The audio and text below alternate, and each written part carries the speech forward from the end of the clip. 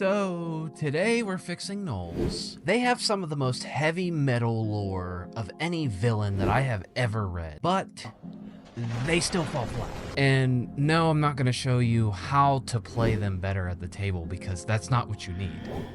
No. Come a little closer. You see, what you need is killer stat blocks that'll make your players have an unforgettable encounter. So if you stick around to the end of the video, I'll show you how to make gnolls unforgettably terrifying. Let me make sure the teleporter's on the right channel. Oh, that's my Reddit history. Don't look at the screen. There we go. All right, you ready to get in there?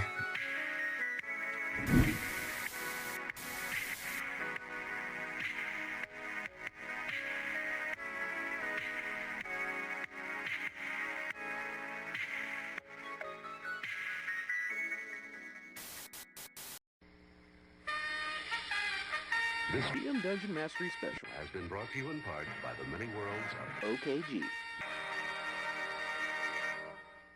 Friends of the channel at Odin's Key Gaming are crowdfunding their game Indominant over on BackerKit. So what is Indominant? Indominant is a new evolution in the superhero TTRPG genre, designed from the ground up with the flexibility to allow any playstyle mixed with any power set, keeping things streamlined, combining those with crunchy combat that is tactically rewarding without bloat.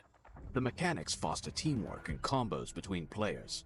Become heroes with a group of 2 to 6 players and 1 comic editor, Indominant's Game Master, setting the scenes and guiding you through epic missions to save the day or rule the whole universe.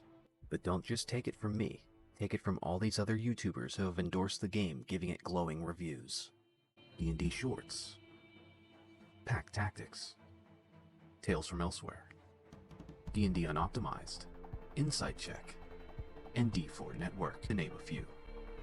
Save the world or destroy it. The choice is yours. BackerKit info, links in the description.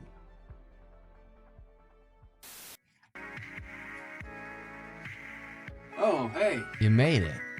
Yeah, teleportation can be a little rough sometimes, but welcome to the retro realm. So what's wrong with the average gnoll stat block? Well, for starters, they kinda suck dick. Let's look at the basic gnoll stat block here. This is just your average, everyday, run-of-the-mill gnoll. This one is CR 1/2, so it takes 2 of these to equal 1 player character at level 1. In my eyes, the gnoll stat block really fails to capture what makes gnolls terrifying. There are 2 unique things on their stat block, and I use the term unique lightly, are its bite attack and its rampage ability. You see, the bite attack doesn't really do anything special. In fact, it's the gnoll's weakest attack. It's mainly there to be paired alongside its rampage trait to balance out the fact that the rampage trait allows it to move and make a bite attack as a bonus action. It's a pseudo multi-attack with conditions that have to be met first. The thing is about the rampage trait is it's nice when the gnolls are raising down a border settlement, mulching through peasants, but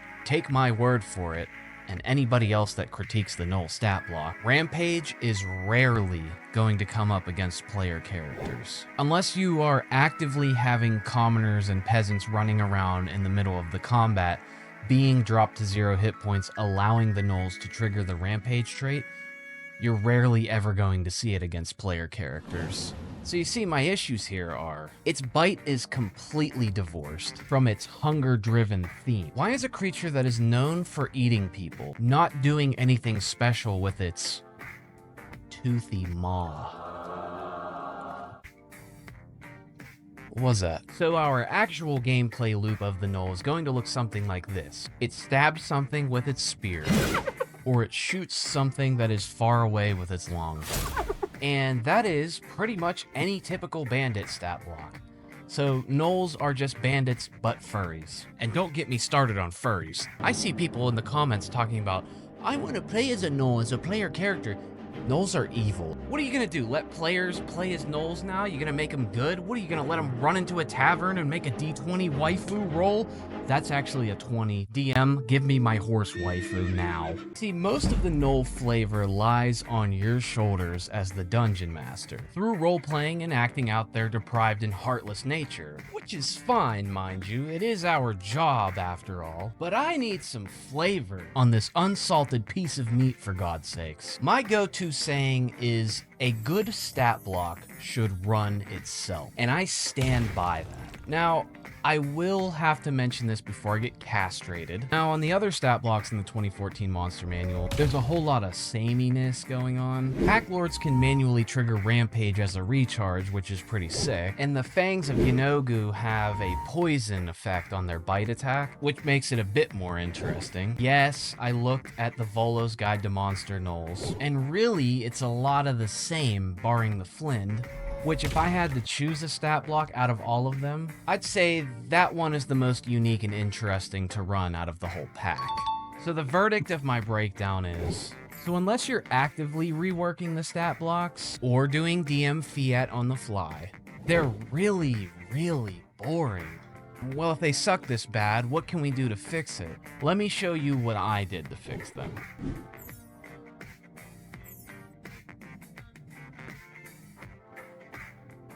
Okay, right off the bat, we're going to look at one of my low-tier gnolls, the Whelp.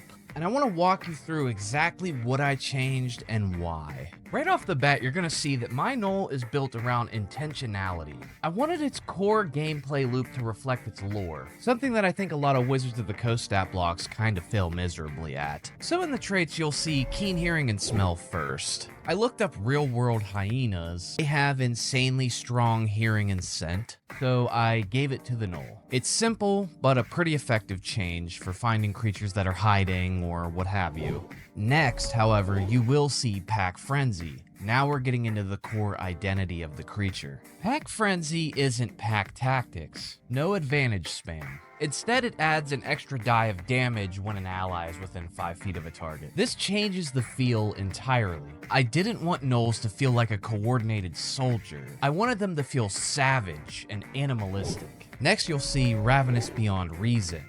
And this is the soul of the design. So how it works is, if the gnoll uses its bite attack on a corpse or a creature at 0 hit points, it regains 2 plus its con mod in HP. However, if that corpse or downed enemy is actually a humanoid, they regain 4 plus their con mod. It's kind of a reward mechanic. It makes biting things actually feel productive for the gnoll. Every corpse is an opportunity. But here's the kicker. If there's no clear threat within 15 feet of the gnoll that it can perceive, they lose control. They compulsively feed. They abandon their tactics, and they spend the rest of their turn gorging themselves. So you can see it's sort of a double-edged sword. It's a benefit and a liability. It's behaviorally consistent with their lore, and it allows the DM to make a dynamic choice for the gnolls. And to the players, it's terrifying now because they know that letting each other go to 0 HP might make things worse. So I think we're already shaping up into making a really interactive, really cool, flavorful stat block.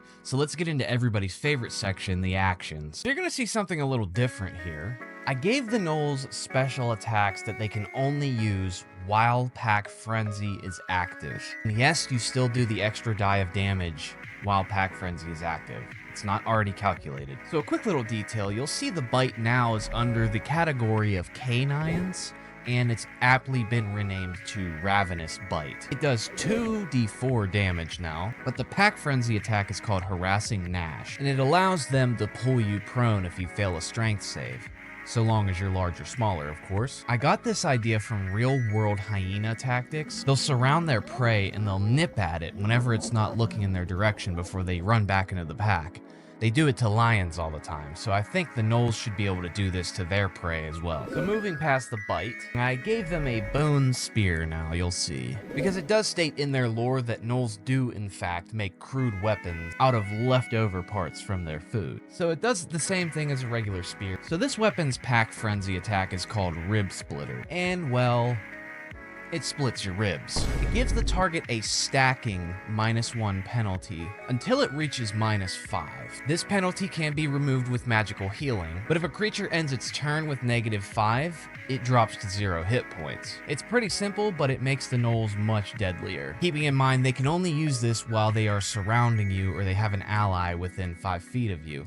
So if you can spread the gnolls out via tactics, they won't be able to use this. And you'll notice going through a lot of these stat blocks, I also aptly renamed most of their weapons to plundered weapons because they do use their spoils of war to their advantage. And just a final small thing you'll see, I did move Rampage from the traits section to the bonus actions because, well, it is a bonus action. It's unchanged apart from some formatting. You see, all of this accumulates into a stat block that I feel is actually representational of a gnoll, and it's not just another bandit stat block. But don't fret, if this one doesn't pique your fancy, I have made a multitude of other gnolls. I made gnoll ettins. I gave some gnolls some cool attacks like throwing severed heads. I also made a few spellcasters that come fully equipped with their own custom spells that are completely implemented into the stat block so you don't have to go look up spells. You see, this all melds together now and makes a much more fun gnoll to run that doesn't rely on you, the dungeon master, to pull DM fiat and have to RP your pants off just to make gnolls seem a little cool. Now, if you want all these stat blocks for yourself, you'll find some free ones on my Patreon and my Discord, links in the description. But if you want even more, consider becoming a paid member for as little as $3 a month to get access to all the stat blocks I make. The $5 tier will get you access to that stuff early. You can get all my upcoming videos, ad and sponsorship break free as well. Thank you all for watching.